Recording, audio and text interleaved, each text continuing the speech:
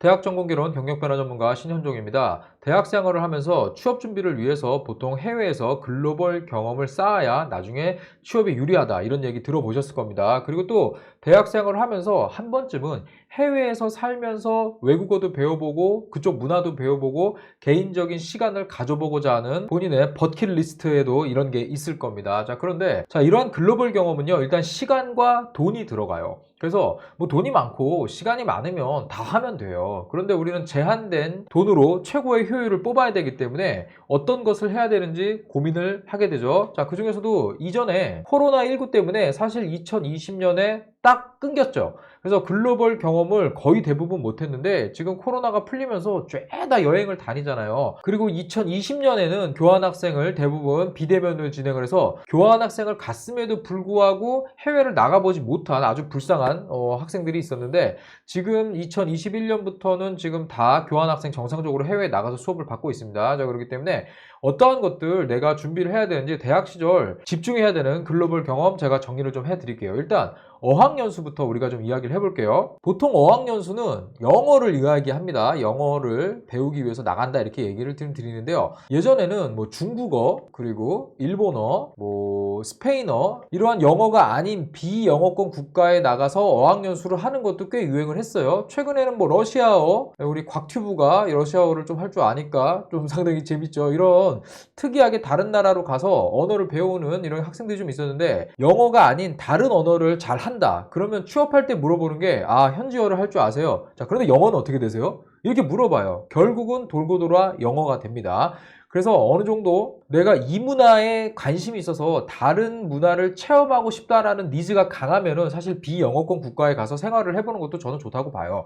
그런데 내가 제한된 돈과 시간으로 최대 효율을 뽑아야겠다라고 생각하면은 당연히 영어 어학연수를 가는 게 맞습니다. 자, 그런데 영어로 어학연수 가는 국가들이요, 보통은 뻔하죠. 일단은 미국 있죠. 미국 영어 쓰니까요, 당연히. 그리고 이제 캐나다 붙어 있으니까 많이 갑니다. 그리고 의외로 영국 쪽을 가는 분들도 좀 있고요. 그 다음에 이제 호주, 뉴질랜드는 뭐 같은 지역이니까 네, 키위에 가는 우리 분들도 계십니다. 자, 이렇게 보통 이 영어를 쓴 5개 나라를 많이 가는데요. 그러니까 미국 같은 경우는 일반 어학연수는 안 됩니다. 일반 어학연수 물론 있긴 있는데 여기는 기본적으로 뭔가 배우려면 학생 비자를 받고 나가는 연수가 기본 베이스예요. 그래서 보통은 커뮤니티 칼리지라고 하죠. CC 여기에 가서 ESL 과정을 듣는 게 일반적인 과정이고요. 또는 아카데믹 과정으로 내가 조건부 입학을 하겠다라고 이야기를 해서 수업을 청강을 하면서 ESL을 같이 하는 이런 코스도 있어요. 자, 이런 것들을 비자를 받아서 나가야 되기 때문에 활용을 하는 경우도 있는데 제가 미국에서 있었던 경험을 잠깐 얘기 드리자면 미국 같은 경우는 대중교통이 거의 대부분 엉망입니다.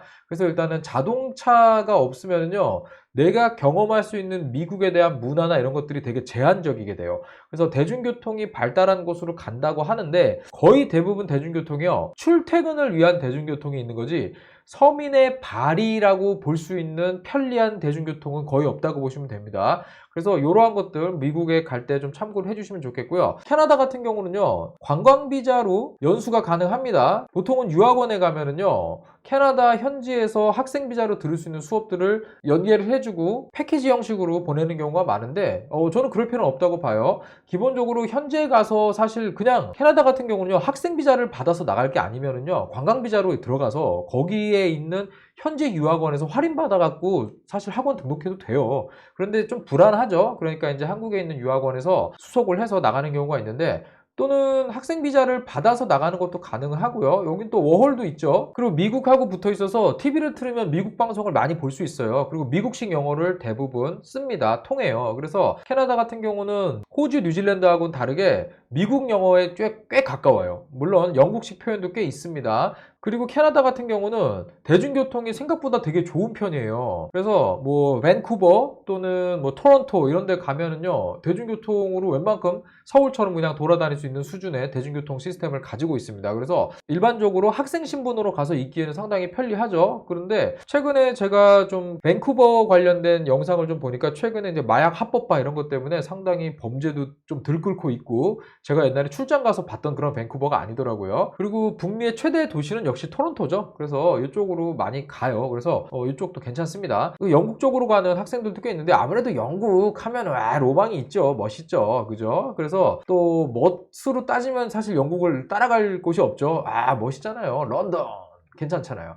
그런데 영국 같은 경우는 뭐 잘 아시죠? 물가 비싸고 파업 많이 하고 막 좀 이런 거 있어요. 그리고 학생들 같은 경우도요. 보통은 미국, 캐나다 가면은 남미에서 온 애들이나 요즘은 없다 그러는데 과거 일본 학생들도 꽤 있었습니다.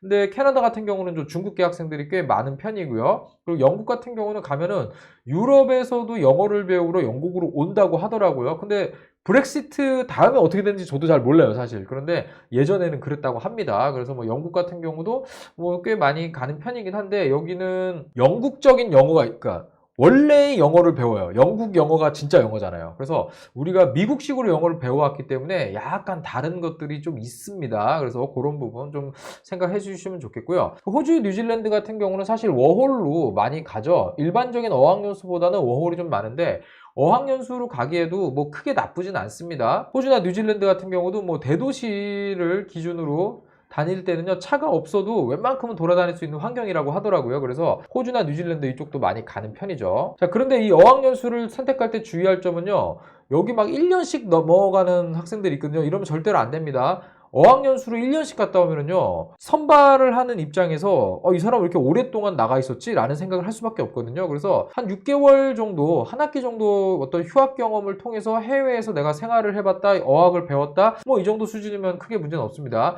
그리고 왜 1년을 옛날에 많이 갔는데 이게 6개월로 줄어들었냐면, 아니 1년이나 어학연수 갔다 왔는데 토익 성적이 이거밖에 안 돼요? 라는 그런 질문들을 받는 게 부담이 가는 학생들이 짧게 갔다 오는 거예요. 그냥 경험을 하기 위해서 갔다 왔다 정도로. 그리고 어학연수를 가면은요, 토익이 늘진 않아요. 토익은 따로 공부를 해야 되는 암기 과목이라고 제가 누누이 얘기 드렸죠. 그래서 가서 다른 사람들도 만나고 새로운 문화를 접해보고 거기에서 내가 생각할 시간이 아주 많아지거든요. 혼자 있기 때문에. 단 15분을 혼자 있어보고 생각을 여유롭게 해보는 사람이 본인의 삶을 개척한다, 이런 말 있잖아요. 그래서 해외에서 나를 한번 좀 돌아보는 시간을 가져보면서 삶을 한번 생각해보면서 외국에서 한번 다른 각도에서 나를 한번 바라보는 이런 것들 한번 연습할 수 있는 아주 좋은 시간이거든요. 그래서 어학연수는 이렇게 준비를 하시면 좋다라고 얘기를 드릴게요. 자, 그리고 교환학생은요, 일단은 대학교 1학년 들어갈 때부터 준비를 어느 정도 해야 됩니다. 왜냐면은요, 요구사항이 있어요. 그냥 아무나 보내주는 거 아닙니다. 예를 들어서 학교마다 좀 다르긴 한데, 뭐 학점을 뭐 일정 수준 마킹을 해야 보내주고요. 거기에다가 어학 성적을 사전에 요구하는 경우도 있어요. 그래서 뭐 토익은 아니고요. 보통은 뭐 토플이나 IELTS인가요? 요거를 많이 요구를 하죠. 그래서 이런 것들을 요구하기 때문에 사전에 필요로 하는 어학 성적을 가지고 있는 게 좋고요. 상당히 인기가 있고 유명하고 지원자가 많은 경우는요, 뭐 스카이프 같은 걸로 면접을 보는 경우도 있거든요. 그래서 이런 것도 대비를 하셔야 됩니다. 그래서 교환학생은 보통은 선발 조건이 있기 때문에 이 선발 조건을 미리 확인을 하시고 학교를 먼저 고르세요. 이 학교에서 요구하는 것들을 찾아서 준비를 해가지고 여러분들이 초청을 받을 수 있는 자격을 만들어 두는 게 되게 중요합니다. 근데 교환학생 같은 경우는요, 보통 뭐 미국 위에 어학연수로 가는 나라들 말고요, 다른 제3국가로 갈 수 있는 기회가 아주 좋죠. 그래서 보통은 한국 교수님이 계시면 한국어로 수업하는 경우도 있고요, 외국 학생들끼리만 모여서 영어로 수업하는 경우도 있거든요. 그래서 현지어가 영어가 아니더라도 영어로 수업할 수 있는 기회가 있기 때문에 제가 볼 때는 크게 나쁘진 않아요. 그래서 교환학생으로 가실 때는요, 영어를 쓰지 않는 비영어권 국가이지만 해외 경험을 만들어 보겠다. 자, 이러한 생각과 목표로 교환학생을 가시는 거는요, 상당히 괜찮은 방법이다, 이렇게 얘기를 드릴게요. 그리고 교환학생으로 가게 되면은요, 기본적으로는요, 학생이죠. 풀타임 등록한 학생과 똑같이 인정을 해줍니다. 그래서 학교에서 할 수 있는 편의시설 같은 거 있잖아요. 대학생으로서 누릴 수 있는 여러 가지 시설들 있잖아요. 이런 혜택을 다 똑같이 받을 수가 있다는 장점이 있습니다. 그래서 교환학생으로 가는 게 학생으로서의 혜택을 받으면서 다닐 수 있는 아주 장점이 생겨요. 그래서 이런 것도 한번 생각을 해보시면서 교환학생을 신청을 하는 게 좋겠고요. 그 교환학생 뭐 무료라고 생각하는 경우 있는데 한국에 등록금 내고요, 현지 학교에도 내야 되고 막 이래요. 무료 아닙니다. 공짜 아닙니다. 물론 학교마다 좀 다르지만. 그래서 이런 거 참고해 주시면 좋겠습니다. 워킹홀리데이 같은 경우는요, 보통은 영어권 국가에서요, 현지에 저임금 노동자들이 필요한 영역이 있거든요. 자, 이쪽에 일손이 사실 부족해가지고 워킹 홀리데이라고 만들어가지고요, 전 세계 청년들을 끌어모아가지고요, 본인들 나라의 부족한 인력을 채워넣는다는 의미에서 시작된 개념이에요. 그래서 워킹 홀리데이가 일을 해서 헐리데이, 놀자, 뭐 이런 개념으로 보면 상당히 좋은데, 해외에서 보통 이게 있어도 서구권에서 온 워킹 홀리데이 애들이 있거든요. 유럽에서 호주 이런 데로 워킹 홀리데이 또 와요. 백인 애들도. 얘네들은 진짜 놀다 가거든요. 아주 잘 놀다 가거든요. 그리고 또 백인들끼리니까 서로 잘해줘요. 근데 한국 학생들 같은 경우는 영어를 배우겠다라는 게 있다 보니까, 그리고 또 뭐 호주는 제가 알기로는 농촌에서 일하면 또 비자도 익스텐션 해주고 이런 게 있다 보니까, 놀기보다는 일단은 내가 현지에서 체류를 하면서 배우기 위해서 여기 내가 있는다라는 생각으로 가는 학생들이 꽤 많습니다. 그래서 워킹 홀리데이 끝나고 나서 한국에 돌아올 때 최소한 생활 영어 정도는 내가 어느 정도 감을 잡고, 그러니까 뭐 드라마 같은 거 볼 때 자막 없어도 같이 웃을 수 있을 정도 영어는 하고 오겠다 정도의 목표를 대부분 갖고 나가거든요. 제가 아까 어학연수 때 길게 가면 안 좋다고 얘기 드렸죠. 왜?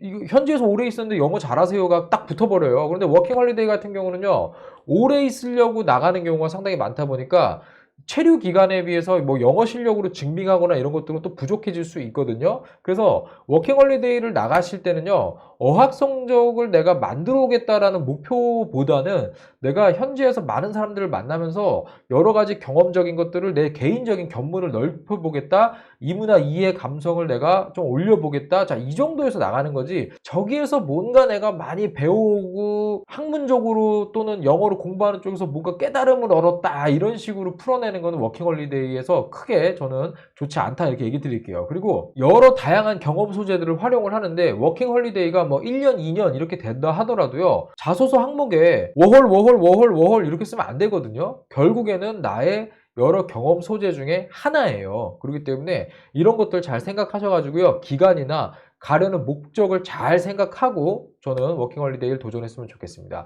그리고 이제 개인 여행 같은 경우는요, 예를 들어서 이제 제가 전에 패션을 전공한 학생인데, 개인적으로 이태리에 원단을 생산해서 지명으로 유명한 곳들이 있거든요. 이런 곳들은 사실 개인적으로 찾아가지 않는 이상 어떻게 갈 수가 없는 곳이잖아요. 자, 이런 식으로 아예 컨셉을 잡고 본인 전공과 맞물려서 할 수 있는 이야기를 만들기 위해서 해외를 개인적으로 여행을 계획해서 가는 경우는 있었습니다. 자, 이런 게 아니면은요, 그냥 뭐 괌에 가서 놀고 오고 어디 가서 놀고 오고 이렇게 짧게 내가 어떤 휴양을 위해서 다녀온 거는요, 해외 경험이라고 보기에는 조금 어렵습니다. 자, 이런 부분도 생각을 하셔가지고 글로벌 경험을 만드는데 한번 생각을 해보셨으면 좋겠어요. 자, 대학 시절 글로벌 경험은 사실 필수는 맞아요. 어느 정도 순위권에 드는 기업에 가기 위해서는요, 해외 경험이 필수적인 이유가 다 수출을 하고 해외 법인 있고 다 글로벌을 대상으로 비즈니스를 경영을 하지, 내수만 가지고 하는 회사가 대기업이 될 수는 없거든요. 자, 그래서 이런 부분 생각을 하셔가지고 대학 시절 이제 코로나도 끝났고 했으니까 잘 생각하셔가지고 본인이 집중해서 최대의 효과를 낼 수 있는 해외 글로벌 경험을 선택하셨으면 좋겠습니다. 경력변화 전문가 신현종이었습니다.